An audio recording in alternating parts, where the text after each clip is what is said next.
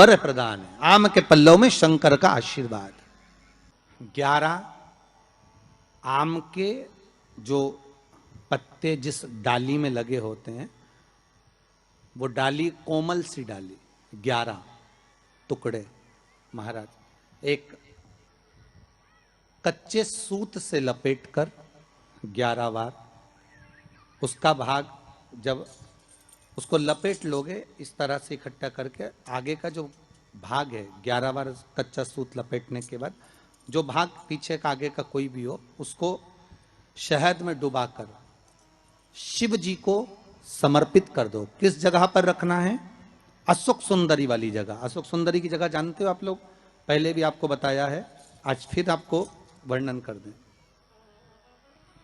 जैसे ये गोल जलाधारी है, ये शिवलिंग रखा है, ये 2 जहां से पानी बह रहा है बाबा के चरणारविंद, राइट में श्री गणेश जी का स्थान, लेफ्ट में कार्तिकेय का स्थान, बीच में अशोक सुंदरी की जगह। शंकर भगवान की 6 लड़कियां हैं।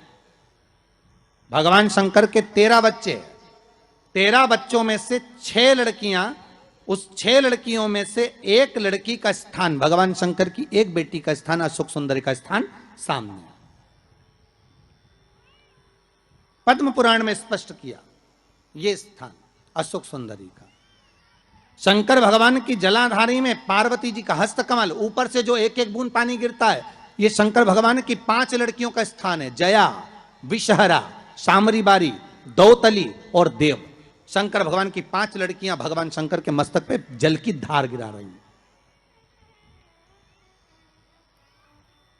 बीच में जो अशोक सुंदरी का स्थान है महाराज, उस जगह पर शहद का मुख, जो शहद आपने भिंगोया है, उस शहद का मुख शंकर जी की ओर कर कर इसी चैत्र के महीने में, इन्हीं नवरात्रि में शंकर भगवान के उस अशोक सुंदरी की जगह पर शहद का भाग शिव जी की ओर रख दें। महाराज अगर घर में संपदा की कमी हो या कोई पैसा खा गया हो, रुपया नहीं दे रहा हो, पैसा अटक गया हो, तो उस शहद को शिव जी की ओर मुख कर कर उस आम के पल्लव की जो डंडी है उसको 11 डंडी को वहां रख दीजिए और उससे अपनी कामना कर कर आ जाइए। हो सके उस शहद में से थोड़ा सा शहद किसी रुमाल पर, किसी कपड़े में लगाकर उसको रख लीजिए। जिस व्यक्ति से पैसे लेना है, जिस व्यक्ति से पैसे मांग रहे हो, उससे एक बार जाकर मिल लीजिए, एक बार उसको खबर कर दीजिए। बाबा चाहेगा भोलेनाथ तो नवरात्रि में ही पैसा वापिस आ जाएगा, अगर शिव कृपा कर दे। ये बाबा की करुणा। आम का पल्लव कोई साधारण नहीं जिसको कलश के ऊपर रखा जाता है, शिव की कृपा। जिस आम के पेड़ पर स्वयं कामदेव चढ़कर भगवान शंकर के तीसरे नेत्र द्वारा जलकर भस्म हो जाते हैं, वो आम का पेड़ साधारण नहीं हो सकता।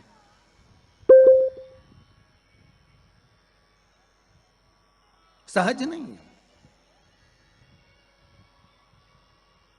और वैसे भी शिव शिव है। घर में ज्यादा रोग हो, बीमारी हो, ज्यादा तकलीफें आ रही हो, कष्ट बढ़ रहा हो, बीमारियां बढ़ रही हो, या भय लग रहा हो, डर लग रहा हो, हृदय चित्त में कहीं ना कहीं आपको भय का भान हो रहा हो, तो 1 लोटा पानी, 1 कलश में जल भर कर रख लीजिए और रात भर उसको रखे रहने दो। नवरात्रि चल रहा है, उस कलश को रात भर रखकर सुबह सुबह उस कलश में एक बेलपत्र डालकर उस जल को नीम के पेड़ के नीचे, जहां चैत्री नवरात्रि में नीम के पेड़ के नीचे सारी विद्याएं, आद्य शक्तियां, सारी देवी उस नीम के पेड़ के नीचे विराजमान रहती हैं। उस कलश में 1 बेलपत्र डालकर रात भर रखकर उस जल को पूरे घर में घुमाकर उस नीम के पेड़ के नीचे समर्पित कर दीजिए। महाराज घर में भय लगना बंद हो जाएगा, कोई बड़ी बीमारी आपको घेरेगी नहीं और उस बीमारी से, उस रोग से आप मुक्त रहेंगे। उस बीमारी से, उस रोग से आप मुक्त पाएंगे। वो बीमारी आपको घेर नहीं। विश्वनाथ को कुछ नहीं चाहिए, मेरे शंकर को चाहिए क्या? अगर आपके जीवन में ऐसा लगे कि बहुत बड़ी बीमारी आ गई और आपके घर का व्यक्ति वेंटिलेटर पर पड़ा हुआ है, तो शमी के वृक्ष के फूल ले आओ 7, और शमी के वृक्ष के 7 फूल लाकर एक एक फूल शंकर भगवान को श्री शिवाय नमस्तुभ्यम कहकर उस व्यक्ति के लिए जो पड़ा हुआ है, अंतिम सांसें गिन रहा है, जिसको अटैक आ गया, अंतिम सांसों में जो गिन रहा है, उसके नाम से भगवान शंकर पर चढ़ाना प्रारंभ कर दो। मात्र 7 पुष्प, उस शमी के वृक्ष के 7 पुष्प आप शिव को समर्पित करिए, उसका नाम और गोत्र बोलकर, और भगवान शंकर का मूल मंत्र श्री शिवाय, जम के बोलिए श्री शिवाय नमस्तुभ्यम बोलकर एक एक शमी का फूल शंकर पर चढ़ाना प्रारंभ कर दो। फिर आगे वो विश्वनाथ की मर्जी है, वो प्राण कैसे लेकर वापस आता है, उस काल से छुड़ाकर महाकाल कैसे लाता है, ये वो जाने। आपका फर्ज केवल आप अदा करिए।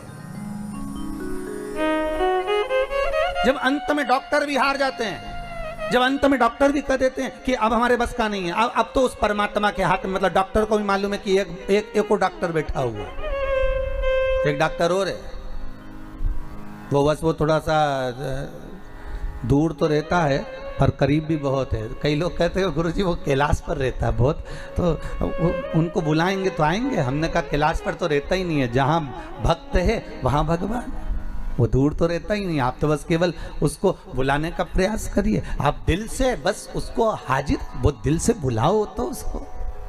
इसलिए देवी भागवत में लिखा है कि नवरात्रि में एक दिन, जैसे प्रतिपदा है, पहला दिन है तो एक कन्या का पूजन करो, द्वितीया है तो 2 कन्या का पूजन करो, तृतीया है तो 3 कन्या का पूजन करो, चतुर्थी है तो 4 कन्या का पूजन करो, पंचमी है 5 कन्या का पूजन करो, छठ है 6 कन्या का पूजन करो, सप्तमी है 7 कन्या का पूजन करो, अष्टमी है 8 कन्या का पूजन करो, नवमी है, जम के बोलो, 9 कन्याओं का पूजन करो।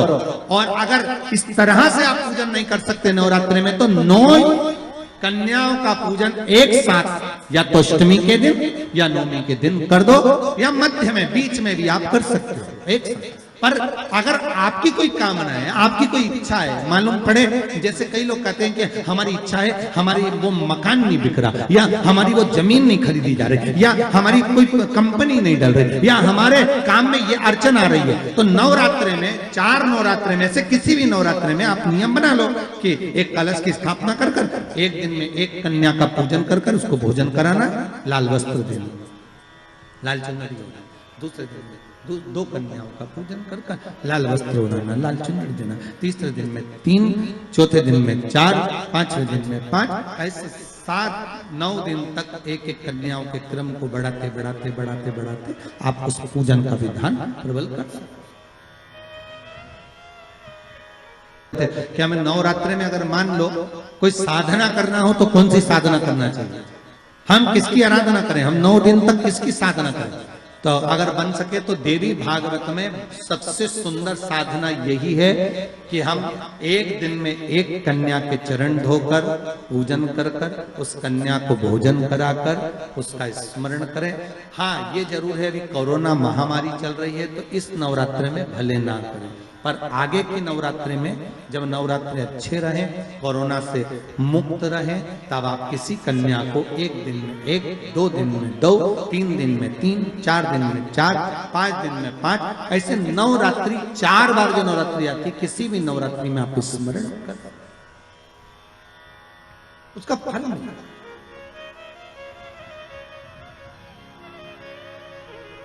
उसका फल होगा।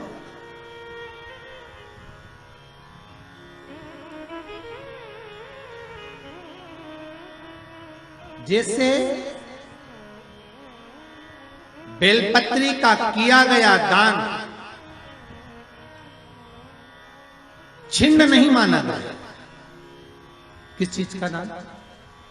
जम के बोलिए जरा। बेलपत्री।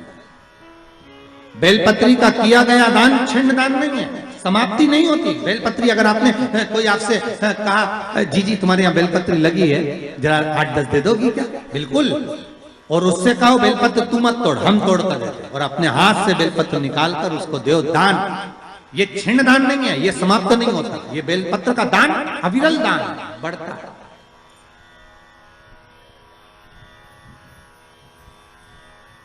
सुख का भान करता, ये छिन्न होने वाला नहीं। अभी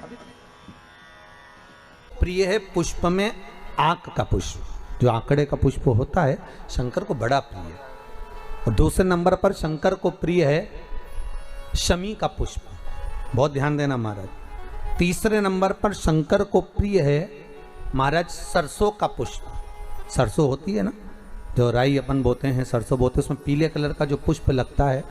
हमारा तो निवेदन रहता है जब तक सरसों आए तो प्रयास करा करो कि सरसों के 108 पुष्प शंकर भगवान पर चढ़ाना प्रारंभ कर दो। महाराज ये पक्का है कि वर्ष भर कोई बड़ी बीमारी आपको घेर नहीं सकती अगर सरसों के फूल शिव को चढ़ रहे हैं तो।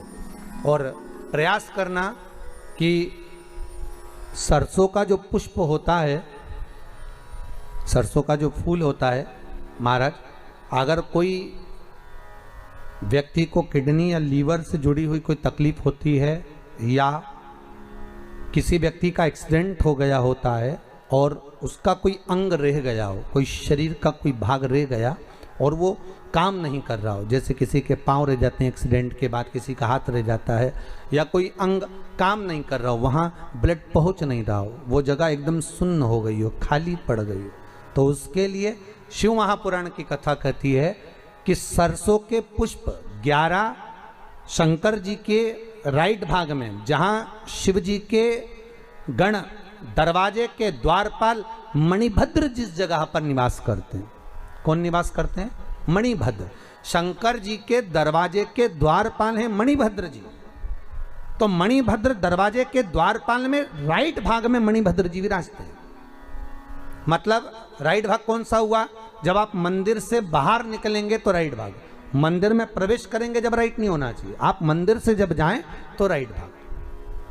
मतलब आप मंदिर से राइट से जाएंगे तो शंकर जी का भी राइट हो जाएगा, क्योंकि शिव जी ऐसे बैठे हैं तो शंकर जी का भी राइट हो गया, देवता उनका भी राइट हो गया, तो राइट भाग सीधा हाथ मणिभद्र जी का स्थान। 11 सरसों के पुष्प मणिभद्र के उस द्वार पर आप रख दीजिए और मणिभद्र के द्वार पर रखकर अंदर जाकर 108 वापिस जब आप बाहर निकल रहे हैं, ये पुष्प आप रखने के बाद एक बार बाहर जाएंगे, फिर वापिस आएंगे मणिभद्र के रखने के बाद, और अंदर जाकर 108 सरसों के पुष्प शंकर को समर्पित करेंगे महाराज। उस सरसों के पुष्प जो शिव जी को आप समर्पित कर रहे हैं उसको वापिस लेकर आएंगे, श्री शिवाय नमस्तुभ्यम बोलकर उस सरसों के पुष्प को महाराज सरसों के तेल की बोतल में उसको डाल लीजिए। शंकर भगवान को किसी भी प्रदोष में, शाम के समय प्रदोष काल में उस तेल को वापस ले जाकर चढ़ा दीजिए शिव जी को, उसको वापस लेकर आ जाइए। उस तेल का प्रयोग आप नाभि में डालिए और जो शरीर काम नहीं कर रहा उस स्थान पर कम से कम 15 दिन 20 दिन तक उसकी मालिश करना प्रारंभ करिए। बाबा चाहेगा तो चलाने का प्रयास कर देगा और वो अंग, वो शरीर काम करने लगेगा। मणिभद्र का स्मरण, श्री शिवाय नमस्तुभ्यम, सब बोलिए एक बार जमकर, श्री, अरे पहले बोल दिया, हमारे साथ तो बोलो, श्री शिवाय नमस्तुभ्यम। भगवान शिव के मंत्र का स्मरण कर कर करते सरसों का जो पुष्प है उसमें आनंद की अनुभूति है, आनंद की अनुभूति।